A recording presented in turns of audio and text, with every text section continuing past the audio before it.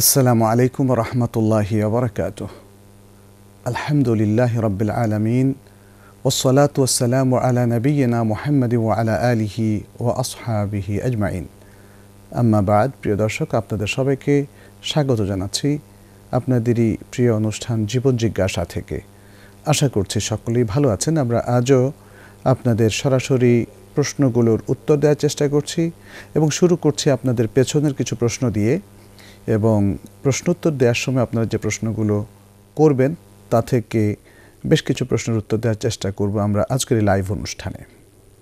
আল্লাহর কাছে তৌফিক কামনা করছি তিনি যেন আমাদেরকে সরল সঠিক পথে রাখেন এবং সঠিক কথা বলার তৌফিক দান করেন। আমাদের কাছে যে প্রশ্ন প্রথম এসেছে আজকের এই তালিকায়, সেটি হচ্ছে, আল্লাহর রহমতে আমার মা বোন সবাই আমরা নামাজি। প্রশ্নটি পাঠিয়েছেন নাজমুল হক রাসেল। এরপর তিনি বলছেন, কিন্তু তাদের নামাজ পড়ার সময় অনেক পার্থক্য আমরা দেখি। আসলে কি ছেলে ও মেয়েদের নামাজে কোনো পার্থক্য আছে? মেয়েদের নামাজ কিভাবে পড়বে বিস্তারিতভাবে বললে তারা অনেক উপকৃত হবে। আল্লাহ আপনাদের উত্তম বিনিময় দান করুন। আল্লাহ আপনাকে উত্তম বিনিময় দান করুন। আপনার মূল প্রশ্নই হচ্ছে ছেলে এবং মেয়েদের নামাজের মধ্যে কোনো পার্থক্য আছে কি না। বিষয়টি নিয়ে আসলে আমরা আগেও অনেক কথা বলেছি এবং বিভিন্ন স্কলার কথা বলেছেন। রাসূল সাল্লাল্লাহু আলাইহি সাল্লাম সালাত পড়ে দেখিয়েছেন এবং বলেছেন, সাল্লু কামা রাআইতুমুনি উসাল্লি, আমাকে যেভাবে তোমরা সালাত পড়তে দেখছো সেভাবে তোমরা সালাত আদায় করো। নারী পুরুষ সকলের ক্ষেত্রেই এই হাদিসের বক্তব্য প্রযোজ্য। অতএব কিয়াম, রুকু, সুজুদ, সালাতের যে তারতিবাত ইত্যাদি সকল ক্ষেত্রে আমলের কোনো তারতম্য নারী এবং পুরুষের মধ্যে নেই। যদি থাকতো তাহলে রাসূলুল্লাহ সাল্লাল্লাহু আলাইহি সাল্লাম সালাত পড়ার সময় বা দেখানোর সময় বা বলার সময় বলে দিতেন যে এটা হচ্ছে পুরুষদের সালাহ আর এটা হচ্ছে নারীদের সালাহ। তার মানে হচ্ছে আসলে সত্যিকার অর্থে মৌলিক কোনো তারতম্য নেই। সালাতের যে রুকুনগুলো আছে, সে আল্লাহু আকবার বলা থেকে হাত কোথায় উঠাবে এবং কাঁধ বরাবর নাকি কান বরাবর এবং কোথায় বাঁধবে, তারপরে রুকুতে কিভাবে থাকবে এবং রুকু থেকে ওঠার সময় বা রুকুতে যাওয়ার সময় কিভাবে কি করবে, সেজদাতে যাওয়ার সময় বা সেজদা কিভাবে করবে, প্রত্যেকটাই হচ্ছে রাসূল সাল্লাল্লাহু আলাইহি সাল্লাম এখানে নারী পুরুষ সকলেরই আদর্শ।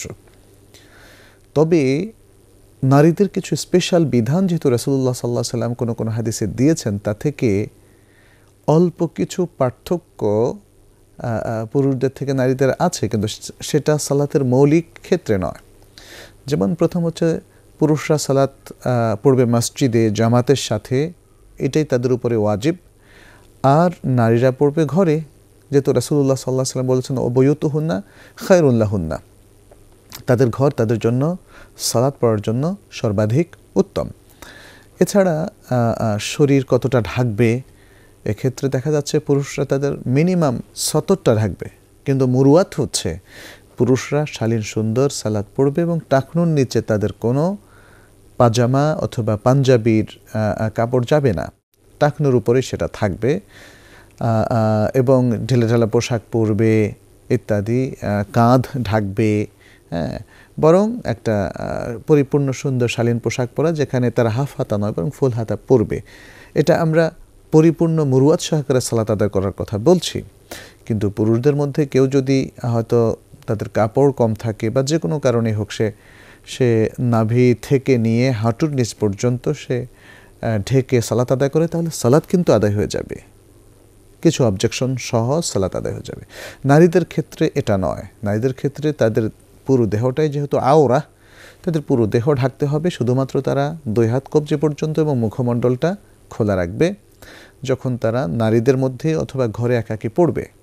আর যখন অন্য পুরুষের সামনে পড়বে তখন তারা মুখও ঢাকবে, মুখের উপর দিয়ে তারা হয়তো নেকাব কিংবা কোনো বোরকার কোনো কাপড় তারা ঢেলে দেবে। আর তাদের পুরো পা ঢাকতে হবে, পায়ের পাতাসহ ঢাকতে হবে। এই যে এগুলো স্লাইট পার্থক্য আমরা দেখতে পাচ্ছি। কিন্তু যেমন হাত বাঁধার ক্ষেত্রে নারীরা বুকে, ছেলেরা নাভির নিচে, এই যে পার্থক্যটুকু। বসার ক্ষেত্রে নারীরা তাওয়াররুক করবে, ছেলেরা তাওয়াররুক করবে না। বিশেষ করে 4 রাকাত নামাজ, 4 রাকাত ওয়ালা নামাজের দ্বিতীয় তাশাহুদে এই যে পার্থক্যগুলো, এই পার্থক্যগুলো রাসূলুল্লাহ সাল্লাল্লাহু আলাইহি ওয়াসাল্লাম থেকে আসেনি। কোনো পার্থক্য এসছে কোনো পূর্ববর্তী অল্প কিছু সংখ্যক স্কলারদের থেকে, তাদের ফলোয়াররা পরবর্তীতে এটাকে প্রচার করেছেন। সেখান থেকে আজকে এই পার্থক্যগুলো আমাদের কাছে বড় হয়ে দেখা দিয়েছে। আমরা পক্ষ বিপক্ষ হয়ে বলছি কেউ যে নারী এবং পুরুষের সালাতের মধ্যে পার্থক্য নেই, মোটেই নেই। আবার কেউ বলছি যে নারী এবং পুরুষের সালাত সম্পূর্ণ আলাদা। সেটাই না গিয়ে ঠিক আমরা যে কথাটি বলেছি যে মৌলিক পার্থক্য নেই, যে পার্থক্যটা আছে এটা সালাতের ভেতরের মৌলিক পার্থক্য নয়, এটা হচ্ছে কোথায় সে সালাত পড়বে বা কোন পোশাক দিয়ে সে দেহ আবৃত্ত করবে ইত্যাদি কিছু বিষয়। কিন্তু তারা যেমন একইভাবে সালাত আল্লাহু আকবার বলে শুরু করবে, নারী পুরুষ সবাই সানা পড়বে, সূরা ফাতিহা পড়বে, সূরা ফাতিহার সাথে অন্য সূরা মিলাবে প্রথম 2 রাকাতে, এবং ফরজের শেষ 2 রাকাতে শুধু সূরা ফাতিহা পড়বে, অন্য সূরা মিলাবে না, ইত্যাদি ইত্যাদি। সকল পড়া, তারতিবাত, তাসবিহাত সব ক্ষেত্রে আসলে সালাত একই। পার্থক্য শুধু সামান্য, সেটা সালাতের ভেতরের পার্থক্য নয়, সালাতের সাথে সংশ্লিষ্ট কিছু হুকুমের মধ্যে পার্থক্য। সেটাকে নারী পুরুষের সালাতের পার্থক্য হিসাবে আসলে এক্সপোজ করা বা উপস্থাপন করা যায় না। যাই হোক, সৈয়দ রাব্বুল হাসান তিনি প্রশ্ন করেছেন, অনেক সময় বিভিন্ন ধরনের প্রাকৃতিক দুর্যোগ এর জন্যে আমাদের জীবনে বিপদ নেমে আসে, আবার অন্য কোনো কারণেও হতে পারে। এই বিপদ বা দুর্যোগগুলোকে আল্লাহ কি মানে এগুলোকে কি আল্লাহর গজব বলা যাবে, নাকি আমাদের জন্য এগুলো পরীক্ষা? ভাই রাব্বুল হাসান, আল্লাহ তাআলা নানাভাবে এবং নানা কারণে মুমিনদের উপর কিছু বিপদ আপদ দেন। এটা কখনো পরীক্ষা এবং কখনো সেটা গজব। যেমন আমরা দেখি কওমে আদ, কওমে সামুদ, কওমে লূত, তাদের উপর যে কালো বৃষ্টি, গভীর রাতের ঝড়ো হাওয়া দিয়ে তাদেরকে ধ্বংস করে দেওয়া হয়েছিল, জনপদকে উল্টে দেওয়া হয়েছিল, এটা তো গজব স্পষ্ট। এটা সবচেয়ে বড় প্রমাণ হচ্ছে তাদেরকে ঈমানের দাওয়াত দেওয়া হয়েছিল, তারা সেই দাওয়াতে সাড়া দেয়নি, ফলে আল্লাহর পক্ষ থেকে তারা শাস্তির মুখোমুখি হয়েছে। বিশেষ করে তারা নবীকে বারবার বলছিল, কি তোমার আল্লাহ যদি এত শক্তিশালী হয় আমাদেরকে শাস্তি দিতে বলো, ধ্বংস করে দিতে বলো। ফলে আল্লাহর পক্ষ থেকে ধ্বংসই নাজিল হয়েছে, যেটা ছিল গজব। এখানে স্পষ্ট এভিডেন্স আছে। তখন এরপরে যারা জীবিত ছিল তারা স্পষ্টভাবে জানতে পেরেছে এটা আল্লাহর পক্ষ থেকে গজবই ছিল। যেখানে আল্লাহকে অথবা আল্লাহর রাসূল সাল্লাল্লাহু আলাইহি সাল্লামকে অথবা আল্লাহর কোনো নবী আলাইহিমুসসালাতকে তারা চ্যালেঞ্জ ছড়ে দেয়, তখন আল্লাহর পক্ষ থেকে যেটা নাজিল হয় সেটাই হচ্ছে গজব, যেটা তাদের জাতির ধ্বংসের কারণ। কিন্তু কখনো কখনো আল্লাহ তাআলা মুমিনদেরকেও পরীক্ষা করেন, যেটা সূরা আল বাকারার মধ্যে আল্লাহ তাআলা উল্লেখ করেছেন, ওয়ালানাবলুওয়ান্নাহুম বিশাইইম মিনাল খাউফি ওয়াল জু'i ওয়া নাকসিম মিনাল আমওয়ালি ওয়াল আনফুসি ওয়াত থামারাত ওয়াবাশশিরিস সাবিরিন আল্লাযীনা ইযা আসাবাতহুম মুসিবাতুন ক্বালু ইন্না লিল্লাহি ওয়া ইন্না ইলাইহি রাজিউন। আর অবশ্যই আমি তাদেরকে পরীক্ষা করব। ওয়ালানাবলুওয়ান্নাহুম বিশাইইম মিনাল খাউফি ওয়াল জু'i, কিছু ভয় দিয়ে, কিছু ক্ষুধা বা দুর্ভিক্ষ দিয়ে, এবং কিছু জানমাল, ফল ফলাদি, শস্য ইত্যাদির নকস বা ত্রুটি দিয়ে, এগুলোর অভাব দিয়ে, এবং কিছু মালের অভাব দিয়ে। আর বলেছেন ওয়াবাশশিরিস সাবিরিন, আর যারা এই সমস্ত পরীক্ষার মধ্যে সবর করে আল্লাহর প্রতি ক্ষুব্ধ হয় না, আল্লাহর তাওয়াক্কুলটাকে বজায় রাখে, ঈমানকে ধরে রাখে, এটাই হচ্ছে সবরের আলামত। তাহলে যারা সবর করে আল্লাহ বলছেন তাদেরকে সুসংবাদ দাও। যারা যখন তাদের কাছে মুসিবত আসে তখন তারা বলে যে ইন্না লিল্লাহ, নিশ্চয়ই আমরা আল্লাহর জন্যে এবং আল্লাহর কাছে আমাদের ফিরে যেতে হবে। সুবহানাল্লাহ, কি চমৎকার রিয়াকশন, পজিটিভ রিয়াকশন। এটা হচ্ছে সবরকারী মুসলিম যাদের উপর অনেক মুসিবত এসেছে তাদের উচ্চারণ।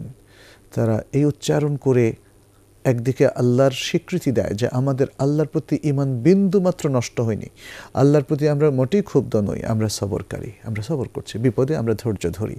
এটাই মুমিনদের বৈশিষ্ট্য। ফলে আমরা এটা বলবো না যে সমাজে যে সমস্ত বিপদ আপদগুলো আসছে এটা সর্বতোভাবে সবার জন্য পরীক্ষা, বরং এটা কারো জন্য পরীক্ষা, যাদের ঈমানের পরীক্ষা আল্লাহ নিতে চান তাদের জন্য পরীক্ষা, এবং কারোর জন্য এটা গজব, যাদের ব্যাপারে আল্লাহর কাদা এবং কদর নাজিল হয়ে গেছে যে না, এদেরকে ধ্বংস করে দিতে হবে, কারণ এরা আল্লাহ দ্রোহী, এরা ঈমানের পথে নেই, এরা এরা এরা বড় পাপের মধ্যে লিপ্ত আছে এবং আল্লাহর বিরুদ্ধে, রাসূলুল্লাহ সাল্লাল্লাহু আলাইহি ওয়াসাল্লামের বিরুদ্ধে অবস্থান নিয়েছে।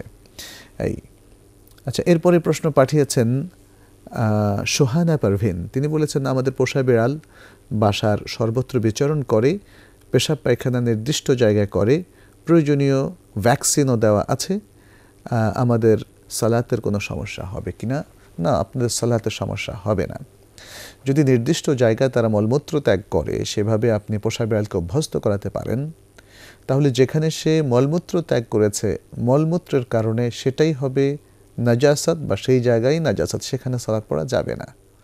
এরপরে সে যখন উঠে আসে, তখন তার গায়ে আর কোনো, যদিও তাকে ধোয়ানো নাও হয়, তবুও বিভিন্ন জায়গায় তার বিচরণের কারণে তার মধ্যে আর কোনো নাজাসাত থাকে না, সেটা দূর হয়ে যায়। এই জন্যেই বিড়াল যখন কোনো কিছুতে মুখ দেয়, সেটা শরিয়ার দৃষ্টিতে নাজাসাত না। কারণ বিড়াল মানুষের সাথে ঘেঁষাঘেঁষি করে, এমন পরিচ্ছন্ন একটা জীবনযাপন করে, মলমূত্র সে ত্যাগ করলেও তারপরে সে পরিচ্ছন্ন থাকে। ফলে তার শরীরের সাথে শরীর লাগলে, তার শরীরের সাথে আমাদের জামা কাপড় লাগলে, অথবা সে যদি আমাদের নামাজের জায়গা দিয়ে অতিক্রম করে, তাহলেও আমাদের সালাত হয়ে যাবে। এবং তার শরীরের সাথে লাগার কারণে, বা সে এই জায়গা দিয়ে মাড়িয়ে যাওয়ার কারণে সেটা নাজাসাত হবে না। আর বিড়াল অথবা বিড়ালিনী যদি কোনো কিছুতে, যেমন দুধে, পানিতে বা তরকারিতে মুখ লাগায়, তাহলে সেটা নাজাসাত হবে না। কারণ রাসূলুল্লাহ সাল্লাল্লাহু আলাইহি ওয়াসাল্লাম বলেছেন, ইন্নাহা মিনাত তাওয়াফিনা আলাইকুমুত তাওয়াফাত, যে এই বিড়াল অথবা বিড়ালিনীগুলো, এগুলো তোমাদের চারপাশে ঘুরে, ফলে এগুলো নাজাসাত নয়, এগুলোর স্পর্শ নাজাসাত নয়, এগুলোর মুখের যে মানে মুখ দিয়ে স্পর্শ করার কারণে মুখের যে ঝুঁটা, সেটাও নাজাসাত নয়। মোহাম্মদ মাহফুজুর রহমান, তিনি অনেকগুলো প্রশ্ন করেছেন। প্রথম প্রশ্ন করেছেন, আমি আল্লাহর রহমতে ফজরের সালাত মসজিদে জামাতে পড়ি, কিন্তু আমার অনেক সময় সকালে প্রচণ্ড ঘুম পায় এবং আমি সালাতের মধ্যে ঘুমিয়ে যাই, এবং এমনও হয় যে আমি স্বপ্নও দেখি। ইমামের তাকবীর শুনে আমার ঘুম ভাঙে, এই সালাত কি কবুল হবে? এর থেকে পরিত্রাণের উপায় কি? ভালো প্রশ্ন করেছেন। এতটা গোলযোগপূর্ণ, এতটা বেখেয়ালি, এতটা অমনোযোগী, যেখানে আপনি ঘুমিয়ে পর্যন্ত পড়েন, আবার ঘুমের মধ্যে স্বপ্নও দেখেন, সেটা আল্লাহর কাছে কি করে কবুল হতে পারে? এই প্রশ্ন আসাটা খুবই স্বাভাবিক। কোথায় সালাতের মনোসংযোগ, কোথায় সালাতের সুন্দর আদকারগুলোর উচ্চারণ, সূরা ফাতিহা পাঠ, এগুলো তো আপনার সব ভেস্তে যাওয়ার কথা। অতএব এই সালাত, একটা হচ্ছে আল্লাহর কাছে কবুল হবে কি না সেই প্রশ্ন, আরেকটা হচ্ছে বাহ্যিক দৃষ্টিতে এই সালাতটা শুদ্ধ কি না। আমরা বলবো, যদি আপনি যেমন রুকু অবস্থায় হোক, দাঁড়িয়ে হোক বা বসে, যে কোনো অবস্থায় যদি আপনার ঘুম চলে আসে এবং এমনকি আপনি স্বপ্নেও দেখেন, তাহলে আপনার সালাত ভাঙবে না। কারণ সহি মতে এই অবস্থায় ঘুমটা সালাতকে ভাঙে না, এবং আপনার সালাত বাহ্যিকভাবে হয়ে যাবে। কিন্তু আল্লাহর কাছে কবুল হবে কি না, এটা আল্লাহ ভালো জানেন। কারণ আল্লাহ তো সালাতের মধ্যে যেগুলো সিনসিয়ার, যেগুলো আল্লাহর জন্য করা হয়েছে, এবং যেগুলোতে মনোসংযোগ ছিল, যেগুলো নিয়াত ছিল, এগুলো আল্লাহ কবুল করবেন। এখন কোনটাতে যে মনোসংযোগ ছিল না, খুশুখুদ ছিল না, এবং আসলে নিয়ত পরিশুদ্ধ ছিল কি ছিল, সেটা আল্লাহ ভালো জানেন। অতএব এখানে দুটো বিষয় কিন্তু এসে যায়। একটা হচ্ছে সালাত কবুল হওয়ার বিষয়টা আল্লাহর কাছে, যে কারণে আল্লাহ আপনাকে আপনার দায়িত্ব পালন করেছেন বলে স্বীকৃতি দিবেন এবং আপনাকে রিওয়ার্ড দিবেন, সেটা সে এলেম আল্লাহর কাছে আছে। আমরা সেখানে এটা জোর দিয়ে বলতে পারি না যে আল্লাহ এটাকে অ্যাকসেপ্ট করবেন না, এবং অথবা আল্লাহ এটাকে অ্যাকসেপ্ট কবুল করেই ছাড়বেন, এভাবে আমরা বলবো না। আমরা বলবো সালাত বাহ্যিকভাবে ঠিক আছে, বাকি কবুল করার মালিক আল্লাহ। অতএব যেই বিষয়গুলো আপনি তুলে ধরেছেন, এটা খুব ইম্পর্ট্যান্ট, এবং আমাদের সালাত পড়ুয়া ভাই বোনদের এটা খেয়াল রাখতে হবে যে সালাত হেলে খেলার মানে একদম ছেলে খেলার বিষয় না, যে আমি একদম খুব মানে ঘুম চোখে সালাত পড়লাম, কিংবা একটা অবহেলার চোখে সালাত পড়লাম, এমনকি সালাত পড়ে স্বপ্ন দেখলাম। এটা হচ্ছে আমাদের ইনসিনসিয়ারিটির একটা প্রমাণ, সালাতের জন্য আমাদের প্রস্তুতির অভাবের জন্য একটা প্রমাণ। আজকে যদি আপনাকে আপনার চাকরির দায়িত্ব দেওয়া হতো, যে আপনি যেমন ড্রাইভার, বলা হলো যে ফজরের আগে 1 ঘন্টা আগে আপনাকে ড্রাইভিং করতে হবে, আপনি কি ঘুমিয়ে ড্রাইভিং করবেন? আপনি অবশ্যই আগের দিন রাতে তাড়াতাড়ি ঘুমিয়ে যাবেন, সকালে যাতে এই টাইমে আপনি পরিপূর্ণ সুস্থ দেহে এবং সজাগ মন নিয়েই আপনি আপনার কাজে যেতে পারেন। অতএব সালাত তো আরও সিরিয়াস বিষয়, চাকরির দায়িত্বের চাইতে আরও সিরিয়াস বিষয়। অতএব সালাতের জন্য আপনারা রাত্র থেকেই প্রস্তুতি নেবেন, এবং যাতে করে এভাবে দুর্বল সালাত আমরা না পড়ি। আমরা যেন শুধু এই ফাতোয়া না খুঁজি যে বাহ্যিকভাবে আমার সালাত ঠিক আছে কিনা এটা বলেন। এটা ঠিক থাকলেও কবুল হবে কি হবে না সেটা আল্লাহর উপর নির্ভর করে, এবং অবশ্যই আল্লাহর বিষয়টা নির্ভর করে আপনার পারফরমেন্সের উপর এবং আপনার ভেতরকার আরও অনেক অজানা তথ্যের উপরে, যেটা আমরা জানি না, আপনি নিজে জানেন। আমাদের হুজুরদের প্রশ্ন করা হলে তারা বলেন যে মহিলাদের ডাক্তারি পড়া জায়েজ নয়, কারণ সহশিক্ষা জায়েজ নয়। সেই হুজুররা আবার এই নাজায়েজ শিক্ষায় শিক্ষিত মহিলা ডাক্তারদের কাছে তাদের মা বোনদেরকে নিয়ে যান। তা কেন হারাম নয়? যদি ডাক্তারি পড়া হারাম হয় তাহলে এই সমস্ত ডাক্তারের কাছে যাওয়া তো হারাম হওয়ার কথা, তিনি এটাই বোঝাতে চাচ্ছেন। এরপরে বলেছেন, আর মহিলারা যদি তাদের কথা শুনে ডাক্তার হওয়া বন্ধ করে দেন, তবে হুজুররা মহিলাদেরকে পুরুষ ডাক্তার দেখাবেন? ভালো প্রশ্ন করেছেন ভাই। প্রথম কথা হচ্ছে, আসলে সহশিক্ষা জায়েজ নয়, এটা শুদ্ধ। এটা কিন্তু আপনাকে মেনে নিতে হবে। ইসলাম সহশিক্ষাকে জায়েজ বলে না। আজকে যেমন মেডিকেল কলেজগুলোতে ছেলেরা মেয়েরা একসাথে পড়ছে এবং সেখানে দেখা যায় তাদের মধ্যে অ্যাফেয়ার হয়ে যাচ্ছে। অধিকাংশ ছেলে মেয়েদের মধ্যে এটা খুবই কমন একটা বিষয় হয়ে দাঁড়িয়েছে, এবং এটা আজকে সহশিক্ষা যতগুলো কলেজে আছে, ইউনিভার্সিটিতে আছে, পাবলিক বা প্রাইভেট বিশ্ববিদ্যালয়গুলোতে আছে, সবখানেই কিন্তু এই মানে ছেলে এবং মেয়েদেরকে তারা একটা পার্সোনাল অ্যাফেয়ার্সের দিকে ঠেলে দিচ্ছে, কখনো বন্ধুত্বের আড়ালে, কখনো জাস্ট একটা রিলেশন, কখনো ফান করা ইত্যাদি। ইসলাম এগুলোকে নিষেধ করে, কারণ এগুলোর পরিণতি অত্যন্ত ভয়াবহ, যে সেটা কিন্তু আজকে আমাদের সমাজ দেখছে। আজকে সমাজের বিজ্ঞ ব্যক্তিরা যারা ধর্মকে হয়তো পছন্দও করেন না বা ইসলামের বক্তব্যগুলোকে কোনো আমলে তারা কখনো নেননি, তারা কিন্তু অবক্ষয়ের কথা তুলে ধরছেন। আপনারা একটু ইউটিউবে কিংবা বিভিন্ন টিভি চ্যানেলে টক শোতে আপনারা দেখবেন, তারা এই কথাগুলো তুলে ধরছেন, কিন্তু তারা ভুলে যাচ্ছেন যে আসলে ইসলাম থেকে, ইসলামের মূল বক্তব্য থেকে দূরে সরে যাওয়ার কারণে আজকে এই মারাত্মক অবক্ষয় এবং এই অনৈতিক অবস্থান সৃষ্টি হয়েছে। আজ থেকে 50 বছর আগে ফিরে যান, যেখানে পাবলিক বিশ্ববিদ্যালয়গুলোতে ছেলেরা মেয়েরা পরস্পর কথা বলার জন্য অনুমতি লাগতো, তখন কিন্তু এই অকারেন্সগুলো হতো না। যাই হোক, আমরা বলবো যে সহশিক্ষা জায়েজ নয়, এটা স্বতঃসিদ্ধ একটি বিষয়।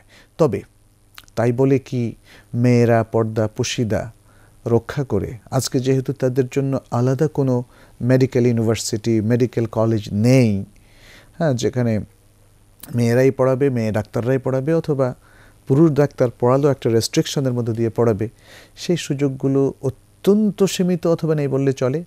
ফলে মেয়েরা কি একদমই পড়বে না? আমার উত্তর হচ্ছে হ্যাঁ, মেয়েরা পড়তে পারে, কিন্তু মেয়েদের শরিয়াতের ইস্যুগুলোর দিকে খেয়াল রাখতে হবে। তার কোনো কলিগের সাথে, তার কোনো পুরুষ টিচারের সাথে, পুরুষ কলিগের সাথে, ক্লাসমেটের বা সহপাঠীর সাথে সে কখনো একান্ত নির্জনে একসাথ হবে না, এবং সে কখনো তাদের সাথে অন্তরঙ্গ প্রণয়ের ভাষায় কথা বলবে না, এবং প্রণয়ের সম্পর্ক কারোর সাথে গড়ে তুলবে না, এবং সে তার শরীয়তে আরোপিত যে পর্দা প্রথা সেটাকে সম্পূর্ণরূপে মেনে চলবে। কারণ পর্দা কোনো সামাজিক প্রথা নয়, মুসলমানদের কোনো সুনির্দিষ্ট প্রথা নয়, এটা হলো ইবাদা। মেয়েদের উপর পর্দা করাটা ফরজ।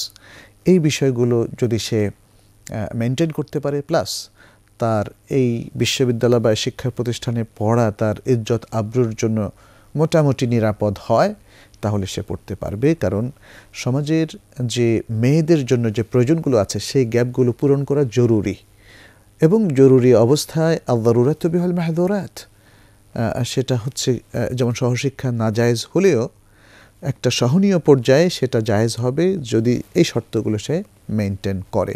আল্লাহু তাআলা আলাম। আচ্ছা, তিনি আরও একটি প্রশ্ন করেছেন, আমরা জানি একামত হয়ে গেলে ফরজ সালাত ছাড়ার কোনো সালাত নেই। আমার প্রশ্ন হলো, আমি যদি সুন্নত বা নফল সালাতে থাকি এবং এমন সময় একামত শুরু হয়, তাহলে কি করণীয়? সালাত ভেঙে ফেলা না তা শেষ করা? আপনি ঠিকই বলেছেন যে একামত হয়ে গেলে ফরজ সালাত ছাড়া আর অন্য কোনো সালাত পড়া যাবে না, মানে শুরু করা যাবে না। এটা স্ট্রংলি নিষিদ্ধ। রাসূল সাল্লাল্লাহু আলাইহি ওয়াসাল্লাম নিজেই তার বক্তব্য দিয়ে নিষেধ করেছেন। তিনি বলেছেন, ইদা উকিমাতিস সালাতু ফালা সালাতা ইল্লাল মাকতুবা, যখন সালাতের একামত হয়ে যায় তখন ফরজ সালাত, একামত তো ফরজ সালাতের জন্যই হয়, অতএব সেই ফরজ সালাত যার একামত হয়ে গেল সেটি ছাড়া আর কোনো সালাত চলবে না, পড়া যাবে না। এটি রাসূল সাল্লাল্লাহু আলাইহি ওয়াসাল্লাম সরাসরি ভার্ডিক্ট দিয়েছেন, মতামত দিয়েছেন। তাহলে একামত হয়ে গেলে আর কোনো সালাত স্টার্ট করা যাবে না। নফল সালাত, সুন্নাতে মুআক্কাদা, রাতেব নামাজ যাই আমরা বলি না কেন কোনোটাই পড়া যাবে না। আপনার দ্বিতীয় প্রশ্ন হচ্ছে, যদি আমি সুন্নত বা নফল সালাত পড়া অবস্থায় থাকি, এমত অবস্থায় একামত হয়, তাহলে কি করব?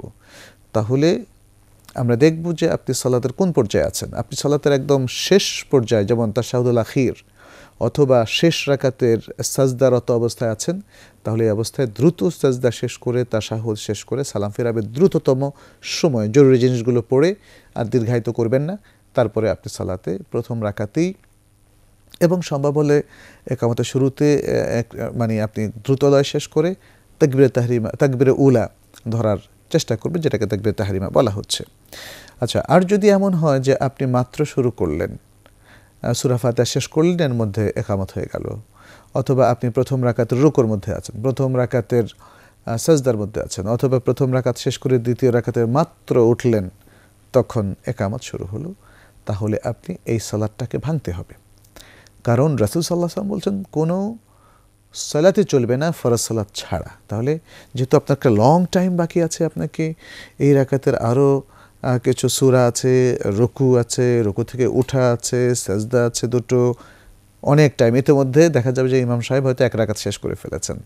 ফলে আপনি রাসূল সাল্লাল্লাহু আলাইহি ওয়াসাল্লামের নির্দেশের সীমাকে লঙ্ঘন করলেন, যেটা কখনোই জায়েজ নয়, এবং এটার কোনো এখতিয়ারও আমাদের নেই, অপশান নেই, এটা কোনো ঐচ্ছিক ব্যাপার নয়। অতএব সে অবস্থায় আমাদেরকে সালাত ভাঙতে হবে, এবং ভাঙার জন্য নিয়মই হচ্ছে সালাম ফেরানো।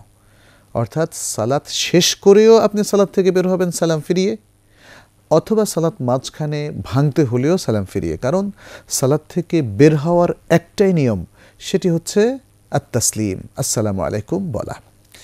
এর দলিল হচ্ছে রাসূলুল্লাহ সাল্লাল্লাহু আলাইহি ওয়াসাল্লাম বলেছেন, তাহরিমুহাত তাকবীর ওয়া তাহলিলুহাত তাসলিম।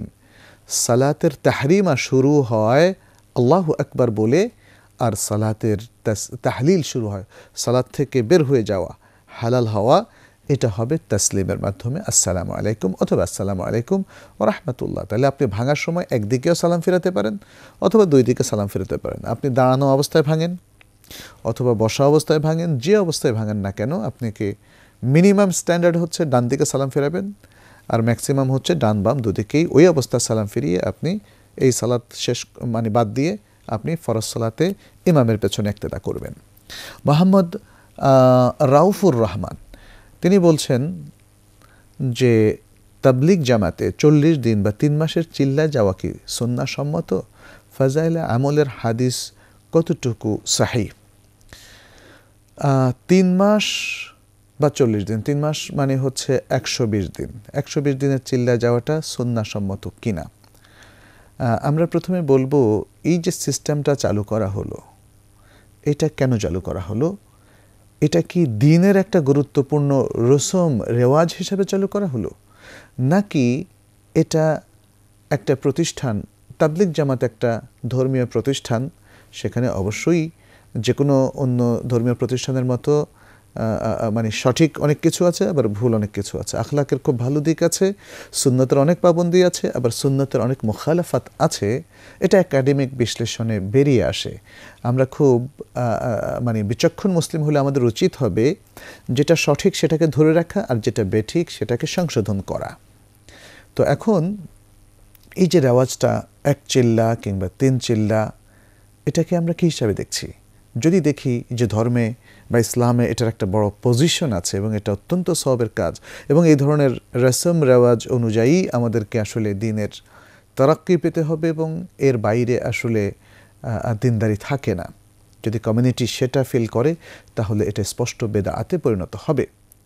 আর যদি মুসলিম কমিউনিটি যেভাবে যেমন স্কুল কলেজগুলোতে সাজিয়েছে শিক্ষার বিষয়গুলোকে, তারা মনে করে যে এটাকে আমরা ধর্মীয় রসম রেওয়াজ হিসাবে নয়, বরং একটা সিস্টেম, যেমন 1 বছরে 1 ক্লাস শেষ করা, আবার কোনো কোনো প্রতিষ্ঠানে আছে 3 বছরে 6 ক্লাস শেষ করা। আজকাল কোনো কোনো সান্ধ্যকালীন দাওরা হাদিসের ক্ষেত্রে আমরা সেটা দেখি, 3 বছরে তারা শেষ করে দিচ্ছেন গুরুত্বপূর্ণ ইসলামিক বিষয়গুলো। তাহলে এটা যদি হয় প্রাতিষ্ঠানিক সিস্টেম, যেটাকে শরিয়ত কিংবা ইসলামের রঙে উপস্থাপন করা হচ্ছে না, বা দ্বীনের কাজ সওয়াবের কাজ হিসেবে উপস্থাপন করা হচ্ছে না, তাহলে সেটা জায়েজ হবে। জায়েজ হবে। এটা শুধু তাবলিগ জামাত নয়, অন্য যে কোনো মুসলিম প্রতিষ্ঠান তারা যদি 3 মাসের একটা ইন্টেন্সিভ কোর্স ওপেন করে, যেমন আকিদার উপরে, যেমন ইসলামের ইতিহাসের উপরে, যেমন মিরাসের উপরে, যেমন ফিকহুস সিয়াম, ফিকহুল হাজ, অথবা যেমন ফিকহ নিকাহ, ফিকহুত তালাক, এগুলোর উপরে যে কোর্সগুলো তারা করে সেটা তো জায়েজ।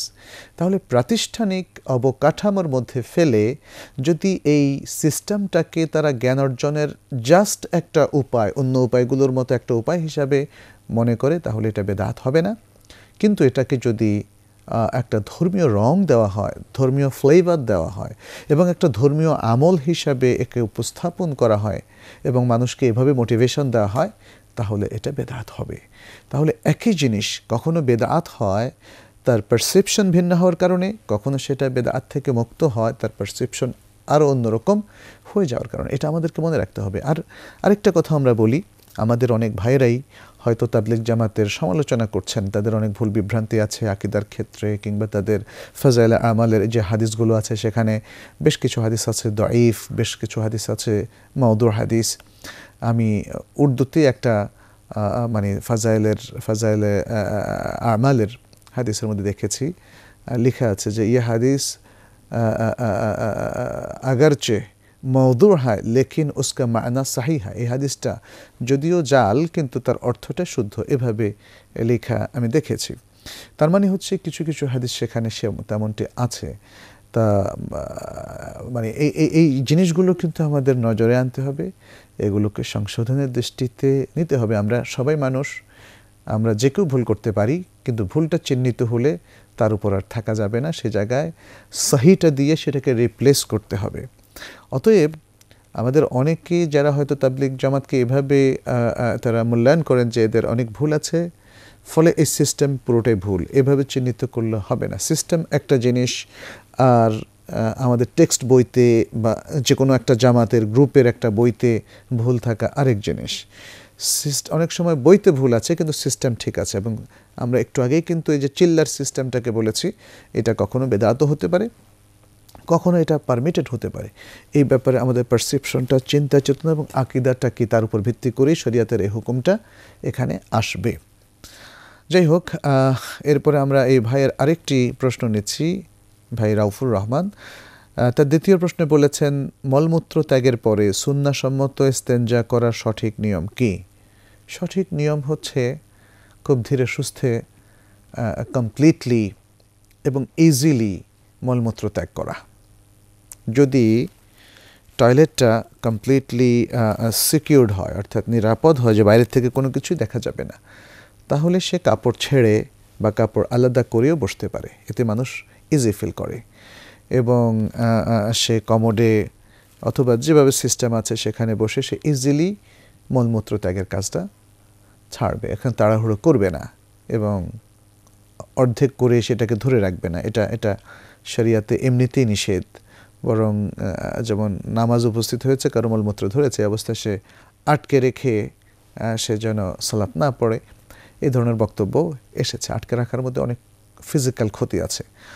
আর ইস্তেঞ্জা করার ক্ষেত্রে তিনি প্রথমে কুলুক ব্যবহার করতে পারেন, সেটা বসা অবস্থায়, অথবা তার পরিবর্তে আজকাল টয়লেট টিস্যু বের হয়েছে, যেটা অনেক পেশাব কিংবা মলমূত্রকে শুষে নেয় বা পরিষ্কার করতে সাহায্য করে।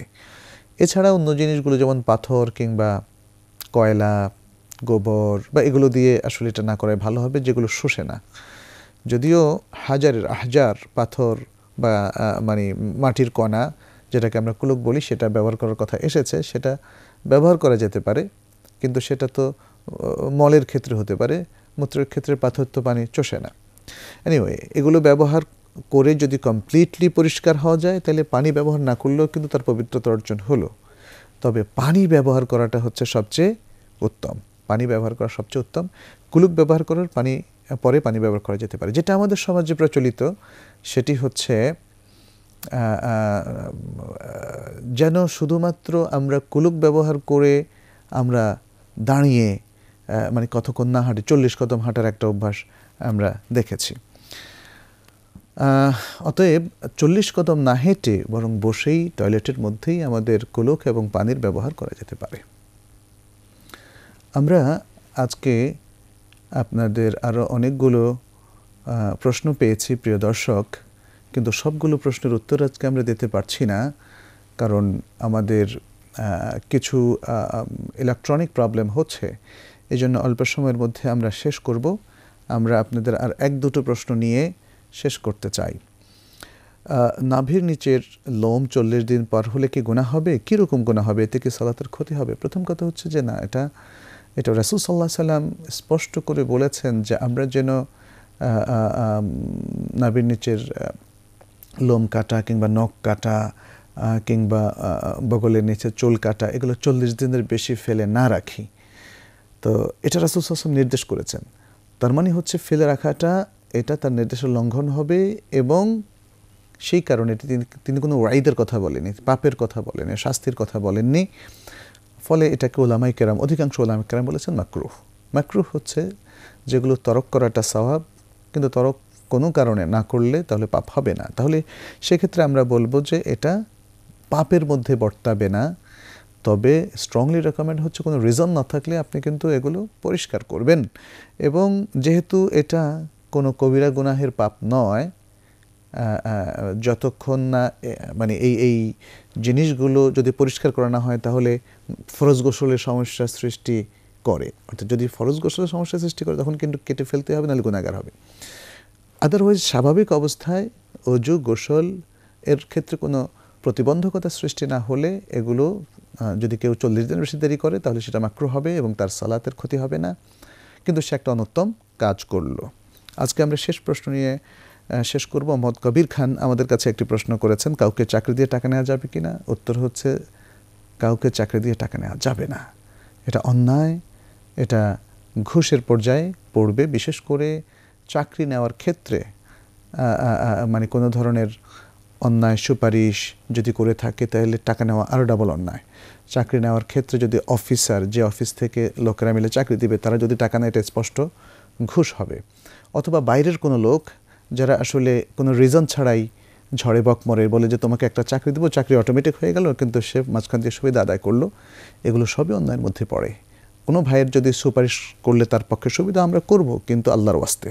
এটাই হচ্ছে শরিয়া দৃষ্টিভঙ্গি। অতএব চাকরি দিয়ে মিডিয়া হয়ে কাজ করে লবিং করে কোনো টাকা নেওয়া যাবে না। প্রিয় দর্শক, আমাদের সময় প্রায় শেষের দিকে চলে এসেছে। আমরা আগেই বলেছি আমরা টেকনিক্যাল কারণে আজকাল পুরো 1 ঘন্টা চালাতে পারছি না, সেই জন্য আমরা আন্তরিকভাবে দুঃখিত। ইনশাআল্লাহ পরবর্তীতে আমরা পুরো 1 ঘন্টা চালানোর আশাবাদ ব্যক্ত করে সবার মঙ্গল কামনা করে আল্লাহর কাছে দোয়া রেখে আজকের মতো এখানে শেষ করছি। হাদা সাল্লাল্লাহু সাল্লাম আলা নবিয়ানা মুহাম্মাদিন ওয়া আলা আলিহি ওয়া আসহাবিহি আজমাইন। ওয়াসসালামু আলাইকুম ওয়া রাহমাতুল্লাহি ওয়া বারাকাতুহু।